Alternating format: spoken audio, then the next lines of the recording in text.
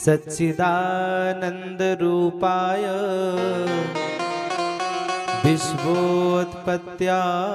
Hathaway तापत्रय विनाशाय श्री कृष्णाय वयं नमः। परमात्मा सत्य है, परमात्मा चित्त है और परमात्मा ही श्री कृष्ण आनंद है। एक किसी ने पूछा, आपने परमात्मा को सत्य बता दिया, पर परमात्मा सत्य कैसे हो गया? हमें तो यह भी नहीं पता है कि यह सत्य क्या होता है। बताया कि यह सत्य कहते हैं अविनाशी को। अविनाशी किसे कहते हैं?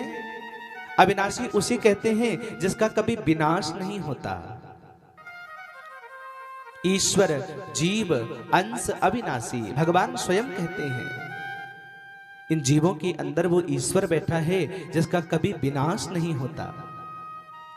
इसीलिए बताया कि जिसका कभी विनाश नहीं होता, पूरे ब्रह्मांड में केवल हमारे गोविंद हैं। ऐसे परमात्मा सत स्वरूप भगवान नारायण को हम सभी प्रणाम करते हैं। दूसरे में आया है चित्त। अब चित्त किसे कहते हैं? चित्त का अर्थ होता है प्रकाश। हम कोई घर में काम करते हैं, शाम के समय हम कोई भी काम करते हैं तो हमें प्रकाश की जरूरत पड़ती है। हम लाइट जलाते हैं, बल्ब जलाते हैं, दीपक जलाते हैं, तो उस प्रकाश में हम काम कर पाते हैं। यदि अंधेरा हो और आप कहीं रास्ते में भी जा रहे हैं तो आपको प्रकाश की आवश्यकता होगी। लेकिन जिस प्रकाशवान परमात्मा से ये सूरज और चंद्रमा भी प्रकाश लेते हैं, उस प्रकाश रूपी भगवान का नाम है चित्त। और तीसरा है आनंद। आनंद जो आया है ये स्वयं कृष्ण ही है। क्योंकि हम लोग जब चौथे दिन भागवत कथा के चौथे दिन भगवान का जन्म होता है ना, तो ये तो नहीं कहते हैं कि नंद घर कृष्ण भयो। क्या कहते हैं? नंद घर आनंद हुआ, नंद घर आनंद भयो जय कन्हैया। और इसी तरह अयोध्या में जब भगवान राम का जन्म हुआ तो क्या कहते हैं? अवध घर आनंद भया जय राजा राम की। जिस तरह अयोध्या में जब जन्म होता है तो लोग राम का नाम बाद में लेते हैं, पहले आनंद लेते हैं। आनंद ये नहीं है सुबह उठे, नहाया धोया, खाया पिया, उसके बाद में बैठ गए।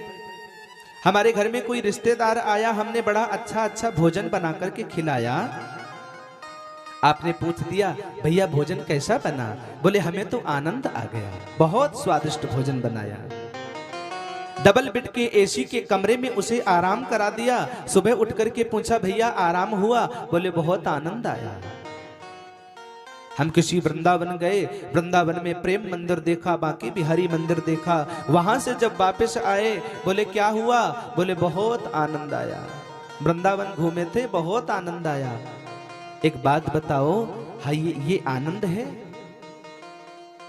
हमारे घर में बहुत सी माया आ जाए, हमें खुशी का ठिकाना न रहे, हमें उसे आनंद मानना पड़ेगा?